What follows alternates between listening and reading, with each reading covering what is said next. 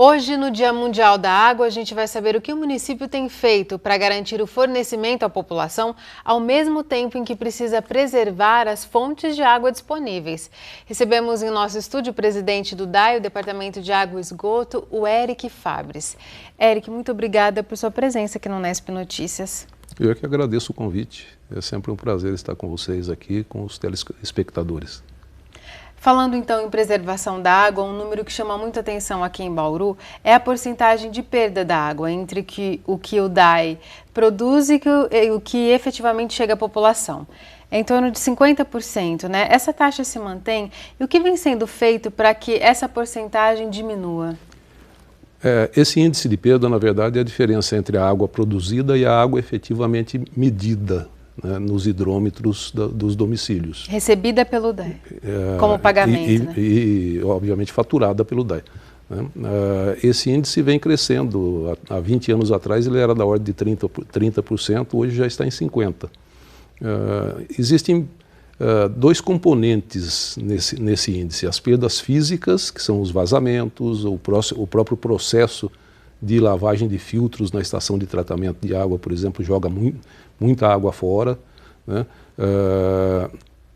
Mas além das perdas físicas, nós temos as perdas que a gente chama de aparentes. Por exemplo, os hidrômetros dos domicílios estão quase todos com mais de 8 anos de idade. O hidrômetro vencido, como a gente diz, ele marca menos água do que efetivamente passa pelo hidrômetro. Então há um prejuízo financeiro para o DAI, e isso aumenta esse índice de perdas, né? A gente estima que se nós trocarmos todos os hidrômetros da cidade, nós teríamos um ganho aí de 15%, ou seja, o nosso índice de perdas, que hoje é de 50%, já poderia cair para 35%. E essa é uma meta viável, possível?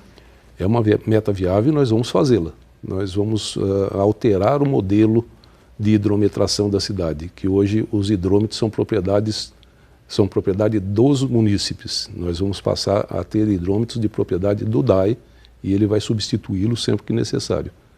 Com isso nós vamos... Porque a situação hoje é ruim, você tem que chegar para o munícipe e dizer: olha, o seu hidrômetro está velho, você precisa trocar e a sua conta de água vai subir. Então é uma situação complicada. O hidrômetro, passando a ser propriedade do DAI, ele simplesmente vai trocar quando for necessário. Tá certo. Falando ainda sobre preservação de água, uma boa notícia que vem sendo veiculada é que até o meio do ano, pelo menos, Bauru não deve mais jogar o esgoto da cidade nos rios localizados na área urbana. Essa meta deve ser batida até que mês, mais ou menos?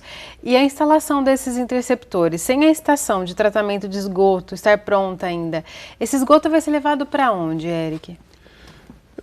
O tema sugerido pela ONU para o Dia Mundial da Água deste ano é justamente águas residuais, ou seja, o esgoto, né? E nós ficamos felizes de saber e poder informar que o DAI concluiu praticamente já a instalação de 93 quilômetros de interceptores nas margens dos córregos afluentes do Rio Bauru e do próprio Rio Bauru.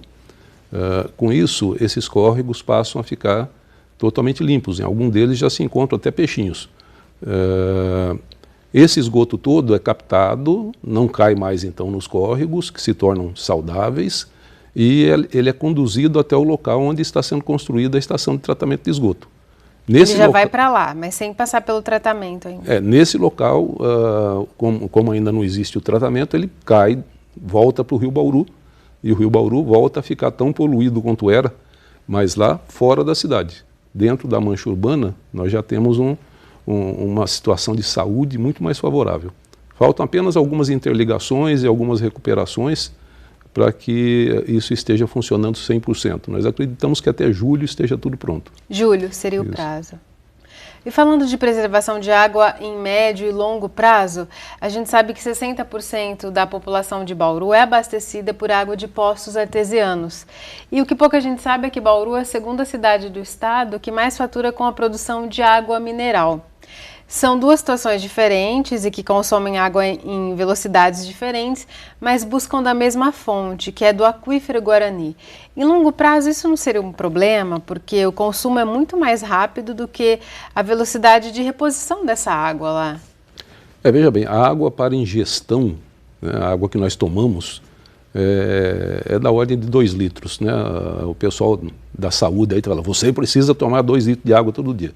Mas cada ser humano, na verdade, consome 200 litros de água por dia. Na sua higiene pessoal, para lavar roupa, lavar casa, regar jardim. Né? Então, nós estamos falando aí, a água de ingestão é coisa de 1% da água que a gente consome. Então, o que essas empresas que tiram água do aquífero Guarani para engarrafar, para vender, não são essas empresas que vão fazer tanta diferença assim na exaustão, digamos, do aquífero Guarani. Serão os próprios poços do DAI mesmo? Serão os próprios poços do DAI. O DAI sim é que tem que explorar o aquífero Guarani, não só o DAI em Bauru, mas todos os órgãos de abastecimento de água que exploram o aquífero Guarani têm que fazê-lo com responsabilidade, mantendo distância que se recomenda hoje de 1,5 km entre cada poço e dando o período de recuperação para o poço. O poço não pode operar 24 horas, ele tem que ter um período de recuperação para que a gente não venha a exaurir esse aquífero no futuro. A gente viu na reportagem a visita das crianças à estação de tratamento de água e a ETA é um local que precisa de uma reforma urgente. Paralelamente, estudos contratados pela própria prefeitura dizem que a cidade precisa de um novo ponto de captação de água. Essas duas metas, reformar a ETA, buscar um novo ponto de captação, são viáveis em até quanto tempo? Porque demandam um investimento muito grande também, né? Nós estamos em vias de vencer o desafio do tratamento de esgoto. O nosso próximo desafio é a ETA. É a estação de tratamento de água e a captação. Hoje nós captamos 550 litros por segundo na captação do Rio Batalha. E a nossa outorga oficial concedida pelo órgão estadual da área é de apenas 348 litros por segundo. Já está acima do autorizado. Então já estamos acima do autorizado. E pior, essa outorga encerra-se em 2019. E a expectativa é que a nova outorga venha da ordem de 209 litros por segundo.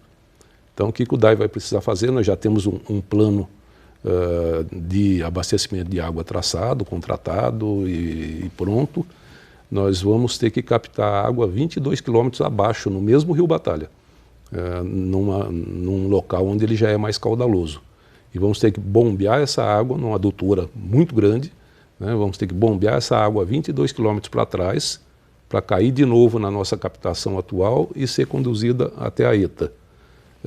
E aí, com a captação atual, limitada a 200